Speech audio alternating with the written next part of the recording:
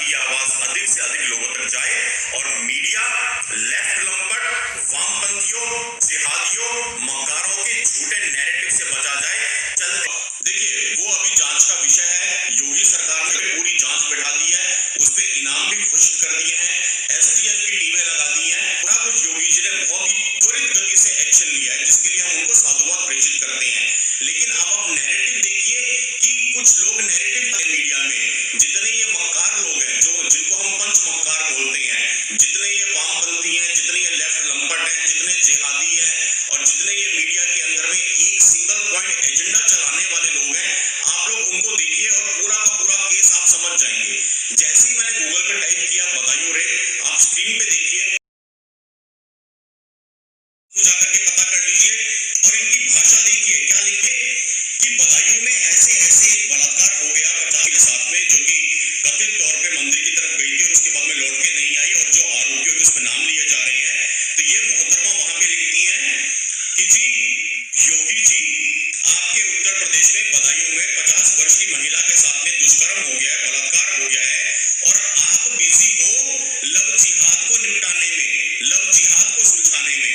कमोबेश इसी तरह के 2-3 ट्वीट्स आपको और देखने को मिल जाएंगे। मोटा मोटा सरसरी निगाह में डिटेल में जाएंगे, सैकड़ों ऐसे ट्वीट्स मिलेंगे, सैकड़ों ऐसे लोगों की प्रोफाइल्स मिलेगी जो एक स्वर में यही नैरेटिव बांध रहे हैं कि बदायूं में बलात्कार हो गया, लेकिन योगी सरकार मस्त है सिर्फ लव जिहाद पे एक्शन लेने में। मैं कविता कृष्णन से और बाकी जितने ये लंपट हैं, इनसे एक चीज पूछना चाहता हूं कि भैया बदायूं में रेप हुआ या बुलंदशहर में हुआ या दिल्ली में हुआ या भारत के किसी भी कोने में कहीं पर भी कोई ऐसी घटना होती है, हम सदैव उसकी निंदा करते हैं और हम तो हमेशा दोषियों की सजा की मांग करते हैं। लेकिन आप एक चीज बताइए, क्या बदायूं के रेप के कंधे पे बंदूक रख के आप लव जिहाद को जस्टिफाई कर देंगी? क्या वो बच्चियां नहीं है जिनकी कटी हुई लाशें हमें सूटकेस में मिलती है? क्या निकिता तोमर आपकी बच्ची नहीं है? पल्लवी आपकी बच्ची नहीं है? क्या राजस्थान वाली आपकी बेटी नहीं है? क्या गाजियाबाद में दिन दहाड़े जिसको चाकू बोल के मारा गया वो आपकी बेटी नहीं है? क्या ये बेटियां भारत की बेटियां नहीं है? आप किस तरह की भाषा इस्तेमाल करते हो कि बदायूं के रेप पे लग जाओ और लव जिहाद को छोड़ दो? लव जिहाद कुछ नहीं होता। अरे कैसे कुछ नहीं होता? जो ये बच्चियां कट कट के सूटकेस में मिल रही है, कितनी बच्चियों की लाशें मिल रही हैं, सर अलग, धड़ अलग, बाजू अलग है, वो बच्चियां नहीं है। तो ये आपको समझने की जरूरत है मेरे दोस्तों कि एक नैरेटिव इस देश में अब बुना जाएगा, बदायूं के नाम को पकाया जाएगा मीडिया में। आपको इस भ्रम में बिल्कुल नहीं फंसना है। जो एक मुख्यमंत्री को करना चाहिए, जो एक सरकार को करना चाहिए, सरकार पूरी तरह से एक्शन में है, पुलिस प्रशासन पूरी तरह से एक्शन में है। आप छोटे छोटे उदाहरण देखिए, कठुआ वाला केस याद कीजिए, कठुआ के नाम पे इन्होंने कितनी गंद मचाई थी। ये बॉलीवुड की आ गई थी ना सुबह सुबह 9 बजे मेकअप करके स्टूडियो में, मैंने उस वक्त भी बताया था, मैं तो उस इंडस्ट्री में रहा हूं, मैंने उस इंडस्ट्री में काम किया है। इनको रात को फोन आता है स्टूडियो से कि मैडम सुबह आ जाइएगा मेकअप करके, है ना, और उसके बाद में फोटो शूट होगा। ये सारी की सारी तख्तियां लेके बैठ गई थी और क्या लिखा था तख्तियों पे कि मैं हिंदुस्तान हूं, मुझे हिंदू होने पे शर्म आती है, मुझे हिंदुस्तान कहलाने में शर्म आती है कि मंदिर में रेप हो गया। और ये पूरी की पूरी फॉल्स स्टोरी निकली थी, पूरी की पूरी झूठ निकली थी। किसी ने इसके ऊपर विचार नहीं की थी, किसी ने इसमें माफी नहीं मांगी थी। मैं किस किस के नाम लूं आप?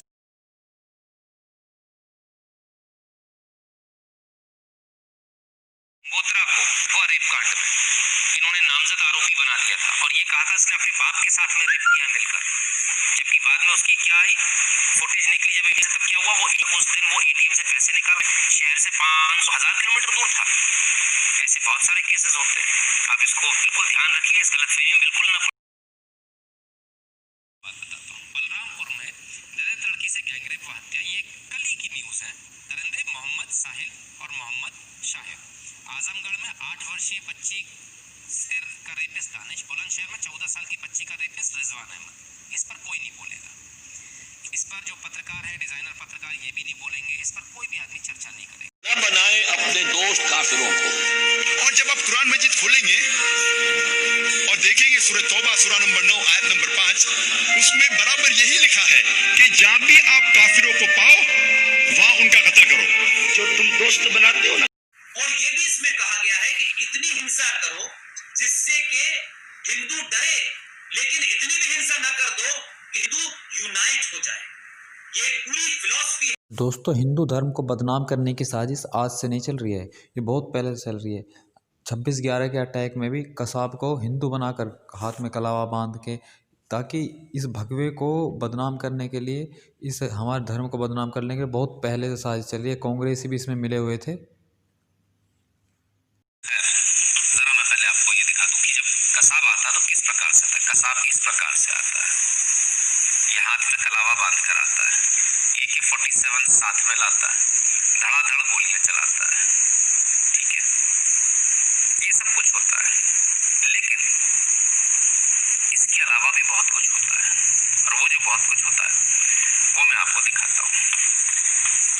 दिग्विजय सिंह ने एक किताब रिलीज करी, मुंबई में करी, और मुंबई में किस दिन ये खबर बनी ये मैं आपको बताता हूँ। RSS 2611 Digvijaya Singh flags it off again, दोबारा, दिस टाइम इन मुंबई, ठीक है। इस बार RSS 2611, RSS की साजिश है 26/11, ठीक है। ये किताब थी। क्या होता इन केस अगर वो जिंदा नहीं पकड़ा गया होता, अगर तुकाराम मोमले ने जिंदा नहीं पकड़ा होता, तब ये जो कलावा है ना, इसको कहा जाता कि भाई ये तो हिंदू था, कलावा बांध कर आया था, माथे पर तिलक भी लगा था। और उस समय जो न्यूज रिपोर्ट्स आ रही थी वो यही आ रही थी कि कोई हिंदू आउटफिट ने किया है, हाथ में कलावा बांधे हुए। ये बात लगातार सारे न्यूज चैनल्स ने उस समय रिपोर्ट करी थी, रखी थी कि आओ कलावा बांध कर आओ, भगवा आतंकवाद, क्योंकि हमको हमारे मुंह से क्योंकि भगवा आतंकवाद निकल गया तो हमको उसको साबित करना है। तो कोई सेटिंग थी क्या? देखिए, भगवा आतंकवाद कह दिया तो कलावा पहन के तिलक लगा के हमला हो गया भारत पर, तर तर तर तर तर लोगों को मार दिया। मोदी प्रधानमंत्री बन गया तो उधर चले गए, बोले कि आप हमारी मदद कीजिए, आप हटाइए हमें लाइए, तो पुलवामा पठानकोट हो जाता है। सब मिले हुए हैं सर, आप तो जानते ही हो जी शिंदे जी। तो समझ में आ रहा है आपको, लिंक समझ में आ रही है, बहुत क्लियर है। ये तो कसाब जिंदा पकड़ गया, ये गड़बड़ हो गई। उम्मीद ही नहीं थी कि कसाब जिंदा पकड़ेगा, और उसके बाद भी उम्मीद ये थी कि कसाब पकड़ गया तो उसको निपटा देंगे, लेकिन निपटा नहीं पाए। दिक्कत ये हो गई क्योंकि न्यूज चैनल्स लगातार लाइव रिपोर्ट कर रहे थे, उस चक्कर में गड़बड़ हो गई। जैसे ही कसाब का वो जो आ गया ना कि नार्को एनालिसिस हो रहा है, वहां गड़बड़ हो गई। क्योंकि पहले तो यही न्यूज फ्लैश करवाने की प्रयास किया गया था कि एक आतंकवादी पकड़ा गया, लेकिन वो हॉस्पिटल मर गया। लेकिन तब तक वो नार्को वाला पूरा उसका जो है वो फ्लैश हो चुका। इनके चेहरे भी पहचान लीजिए सबके, मौलाना मदनी साहब भी हैं, महेश भट्ट भी हैं, दिग्विजय सिंह भी हैं। ये देश के वो गद्दार हैं जो पाकिस्तान के साथ खड़े हैं, जो पाकिस्तान को बचाने की कोशिश कर रहे हैं। देश के वो गद्दार हैं जो ये बताने का प्रयास कर रहे हैं कि 26/11, जबकि इनको अच्छी तरह से मालूम था, सारे इंटेलिजेंस इनपुट थे। एक सबसे बड़ी बात जो मैंने उस वीडियो में भी कही थी, कर्नल पुरोहित वाले वीडियो में, आज फिर से कहता हूं, परिंदा भी पर नहीं मार सकता, इतनी सिक्योरिटी है। एक मछली भी अंदर नहीं आ सकती, एक फटा हुआ टायर भी समुद्र में फेंका वो भारत की तरफ नहीं आ सकता, इतनी सिक्योरिटी होती है। और ये सिक्योरिटी एनक्रिप्टेड लैंड पर चलती है। बहुत सारी चीजें, बहुत जबरदस्त सर्विलांस है, सारी चीजें नहीं मैं बात कर सकता। तो ऐसी क्या घटना हुई थी कि आधे घंटे के लिए सर्विलांस बंद हुआ था? ऐसी क्या घटना हुई थी? क्या ये बात सही है? क्योंकि ऐसी बातें सुनने में आई, हमको भी किसी ने बताई। और अगर नहीं हुई थी तो कसाब अंदर कैसे आ गया? क्योंकि सर्विलांस ने तो तुरंत अलार्म साउंड कर देने चाहिए थे। 16 दिसंबर 2012 की स्पेशल जर्नी में उस बच्ची के साथ में ऐसा जघन्य अपराध करने वाला जिसने सबसे भीषण कृत्य किया, उस बच्ची के शरीर में लोहे का सरिया पूरा इंसर्ट कर दिया, और वो सब करने के बाद में चलती हुई बस से उस बच्ची को सड़क पर फेंक दिया, और आखिरी शब्द थे, मार साली। मैं इन वीडियो को प्ले करूंगा। 2015 में साइबर सिपिंग इशू में हुआ था, मैंने तब एक वीडियो रिलीज किया था। बहुत कड़वे शब्द मैंने उस वीडियो में बोले थे, मैं जिम्मेदारी से बोलता हूं, मैंने कड़वे शब्द बोले थे। शायद आप में से कुछ लोग उस वीडियो को पहली बार देखेंगे। आप भाई मुझे यहाँ पे बताइएगा क्या वो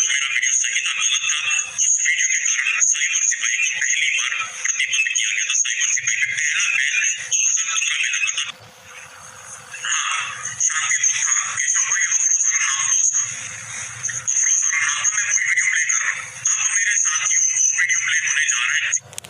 तो दोस्तों आपने देखा, अब इसमें कभी आपको पता भी नहीं चला होगा कि निर्भया केस में कोई मुस्लिम भी था, कोई अफरोज आलम नाम का था, क्योंकि मीडिया जो है जिहादियों को कभी ये नहीं करती, ना ये बॉलीवुड वाले बोलते। निर्भया में सभी को ये लगता था, मुझे भी ये लगता कि वह हिंदू हैं, लेकिन जिसने सबसे जघन्य अपराध किया, कितनी क्रूरता की, उसको केजरीवाल ने भी सिलाई मशीन दी। मतलब, और आप कहते हो कि योगी बढ़ावा देता है रेप को, ये नहीं कर रहे, मतलब बीजेपी पर आप आरोप लगाते हो, लेकिन असल आरोपी जो है उसे कोई मीडिया नहीं दिखाती, उसके बारे में सब मीडिया चुप हो जाती है। देश भर में सबसे ज्यादा कांग्रेस पार्टी कर रही है, आम आदमी पार्टी कर रही है, जो कभी किसानों को भड़का रही है, कभी किसी को भड़का रही है। अब मैं दिन भर में जितनी भी चीजें होती हैं उनको पहुंचाना हमारा परम कर्तव्य बनता है। हमने एक वीडियो देखा, मस्जिद से एक बिल्कुल गंजा, जिसकी दाढ़ी है ना मूंछ है, एक ऐसा मुस्लिम निकलता है नमाज पढ़ के, रुमाल उतारता है, पगड़ी पहनता है और निकल जाता है। ताजा वीडियो बताया जा रहा है दिल्ली का, और इसी प्रकार से जो भीड़ है वो जुटाई जा रही है दिल्ली के बॉर्डर्स पर। और अब जो नई खबर है वो ये 6,000 रेप के केस राजस्थान से आए हैं और 3,000 केस उत्तर प्रदेश से आए हैं पिछले 1 साल के अंदर। एक तो आप ये देखिए लॉ एंड ऑर्डर कहाँ पर घटिया है और कहाँ पर बढ़िया है। बढ़िया मैं ये नहीं कह रहा हूँ कि 0 आ जाए तब बढ़िया होगा, यहाँ पर हमें यही देखना होगा फिलहाल हाल की तारीख में कि जनसंख्या उत्तर प्रदेश की कितनी है, राजस्थान की कितनी है, और वहाँ दोनों स्थानों पर बलात्कार के जो रेप हैं वो केसेस कितने हैं, कितने केसेस आए हैं। अगर हम योगी आदित्यनाथ जी की बात करें, मात्र छेड़खानी पर उन्होंने स्पष्ट कहा कि हमें चौक चौराहों पर उनके पोस्टर लगा देने हैं जो छेड़खानी भी करते हैं। केवल और केवल उत्तर प्रदेश के अंदर छेड़खानी को लेकर के सख्त कानून है। केवल और केवल उत्तर प्रदेश के अंदर रोमियो स्क्वाड अलग से बनाया गया है जिसमें कि लड़कियों को सुरक्षा प्रदान की गई है। और मैं गर्व के साथ कहता हूं कि आज की तारीख में हमारे क्षेत्रों में लड़कियां आराम से और गर्व के साथ में बराबरी में कंधे में कंधा मिला करके घूम सकती हैं। मैं आपसी रंजिशों की बात नहीं कर रहा हूँ कि आपसी रंजिशों में जो हत्याएं होती हैं और जो रेप केसेस होते हैं, आज उत्तर प्रदेश में इतनी बड़ी जनसंख्या पर भी रेप केस पहले से काफी कम हुए हैं, और राजस्थान में इतने ज्यादा केस बढ़े हैं जहां पर भी दलित महिलाओं के साथ में रेप की मात्रा जो है बहुत ज्यादा है, लेकिन राहुल गांधी और प्रियंका वाड्रा वहां नहीं पहुंचते हैं, और इसी शर्म की वजह से आज यह विवादित ढांचा गिर गया है। तो बचपन की दोस्तों आप ये देखिए कि राजस्थान की जो जनसंख्या है उत्तर प्रदेश से बहुत कम है, उत्तर प्रदेश की राजस्थान के 8 गुना ज़्यादा है, फिर भी आप देखो कि राजस्थान से आधे रेप केस हैं यहाँ पे। तो योगी आदित्यनाथ की सरकार काफ़ी अच्छी है, वो बहुत अच्छा कर रही है वो, लेकिन ये राजनीतिक दल उसे बदनाम करने में लगे हैं बस। आप समझिए राजनीति को थोड़ा। लेकर अब बड़ा खुलासा हुआ है। हाथरस केस का सहारा की सरकार को बदनाम करने और सांप्रदायिक दंगा भड़काने की साजिश का भंडाफोड़ हुआ है, जिसके लिए फंडिंग से लेकर तमाम तरह की प्लानिंग की गई है। दरअसल हाथरस मामले में योगी सरकार को भेजी गई खुफिया जांच रिपोर्ट में कई चौंकाने वाले खुलासे सामने आए हैं। जांच एजेंसियों को योगी सरकार के खिलाफ खतरनाक साजिश के अहम सुराग मिले हैं। हाथरस के बहाने योगी सरकार को बदनाम करने के लिए बड़ी साजिश रचने की बात सामने आई है। मामले में उत्तर प्रदेश सरकार ने रविवार को आईपीसी की अलग अलग धाराओं के तहत एफआईआर दर्ज की है। खुफिया रिपोर्ट जिसे विकास अच्छा, लोग देश में भी और प्रदेश में भी दंगा, जातीय दंगा भड़काना चाहते हैं। नमस्कार, आप देख रहे हैं वीके और तमाम अन्य दलों ने भी इन बातों का समर्थन किया था कि मॉडल एक्ट आना चाहिए क्योंकि किसानों के हित में है। अगर किसानों के हित में है तो फिर आज ये राजनीतिक दल भारत विरोध का समर्थन किस मुंह से कर रहे हैं? इनको इसका जवाब देश की जनता को देना होगा, और देश की जनता इनसे इस प्रकार के जवाब की अपेक्षा रखती है। अपनी सब चीज की खरीद हो रही है, कोई दिक्कत नहीं, कुछ नहीं छूट देती, कोई अपना माल कहीं बेचो और कैसे है, कोई टैक्स नहीं, कुछ नहीं, बढ़िया चीज है। आजादी मिल को जो प्रियंका वाड्रा से गले मिलकर रो रही थी, और बाद में पता चला कि वो तो भाभी थी ही नहीं, मध्य प्रदेश के जबलपुर की रहने वाली एक महिला थी, वो भी किसान आंदोलन में किसान बनकर आ गई हैं। शाहीन बाग वाले तो पहले ही का पहला बयान है, ये पहला बयान है, ठीक है। इस बयान को भी आप बहुत अच्छी तरह से देखिए, समझिए और इसके बाद खुद से निर्णय लीजिए कि आखिर सच्चाई क्या है और क्या नहीं है, ठीक है।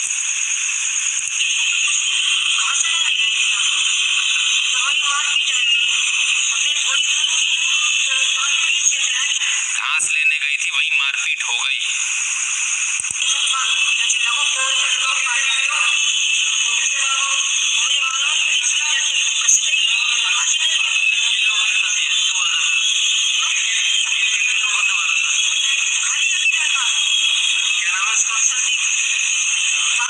किन लोगों ने मारा था? खाली एक ही लड़का था, क्या नाम है उसका? संदीप। सुनिए दोबारा।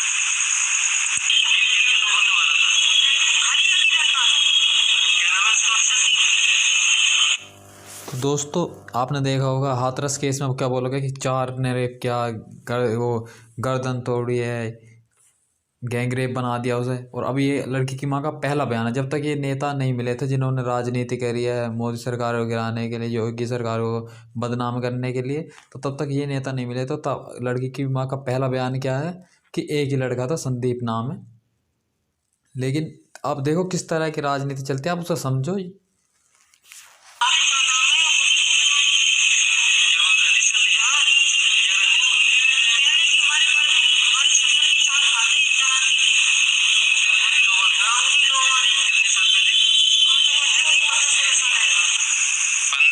साल पुरानी रंजिश से चांद फाड़ी हमारे ससुर की, यानी सिर्फ हमारे ससुर का, ये कहना है पीड़िता की मां का।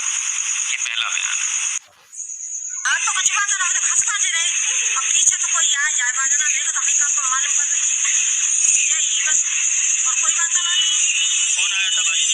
छोरा क्या किया मैं दोस्त ने? मैं तो बेटियां जे खातिर जो पीछे ही में आ गई तो वहां बाजना क्या नाम था उसका? संदीप। गांव का लड़का था? गांव का ही है, ठाकुर का। क्या किया उसने? करो कठी ना है नार काटी के वाले। किससे? किससे? रस्सी से काट के मैं तो देख ना पाई, मैं तो मारा मार फटी भाई। तो देख लो दोस्तों, इसमें अब क्या बोला कि सिर्फ गर्दन मतलब काट के गर्दन दबाई है, ये बोला गया है। और उन्होंने रेप का नहीं, और जो FIR है उसमें भी रेप की नहीं लिखा। मतलब जो पहले FIR कराई थी उसमें भी यही लिखा कि गर्दन दबाई है संदीप ने, तो उसमें भी इतनी है, FIR में भी यही है। लेकिन बाद में जो राजनेताओं ने पलटा योगी सरकार को बदनाम करने के लिए, ये राजनीति आप से समझिए। और आप जाने वो सच है कि हाथरस केस में रात को जो लाश जलाई थी वो क्यों जलाई थी, उस बात की हकीकत को आप समझें। क्या मजबूरी थी योगी सरकार की। धन्यवाद सिमी जी, बहुत बहुत धन्यवाद। यहाँ इसको ही भड़काया, तुमको पैसा मिल जाएगा, बहुत कुछ मिल जाएगा। और उधर क्या कहा? होम स्टूडियोज, धन्यवाद। और उधर ये कहा लाश रख लेना, हम कल सुबह आ रहे हैं। क्या लाश रख लेना, हम कल सुबह आ रहे हैं? अपन इस पर लाश रख के सड़क पे रखेंगे, चौराहे पे रखेंगे और प्रशासन को ब्लैकमेल कर देंगे। प्रशासन को ब्लैकमेल करेंगे, 1 करोड़ दो, 2 करोड़ दो, पूरे घर को सरकारी नौकरी दो, ये करो वो करो। इसलिए लाश को रखना था, ठीक है। ये बताया गया परिवार को। असल मकसद क्या था? जरा असल मकसद भी समझ लीजिए। असल मकसद था इधर लाश को रुकवा लें और अगले दिन इस लाश के बहाने पूरे उत्तर प्रदेश में दंगे करा दें, पूरे देश में दंगे करा दें। ये मैं नहीं कह रहा हूं, ये इंटेलिजेंस कह रही है, हमने नहीं कहा। और इसीलिए योगी इनका भी बाप है, उसने रात में ही ना रहे बांस न बजे बांसुरी। तो योगी ने रात में ही दाह संस्कार करवाला के जरिए से पैसे पहुंच गए दंगा करने के। जी हाँ, पूरी जिम्मेदारी के साथ कह रहा हूं मैं, दंगा करने के लिए पैसे पहुंच गए थे और आज वो पैसे डूब गए। अफसोस योगी।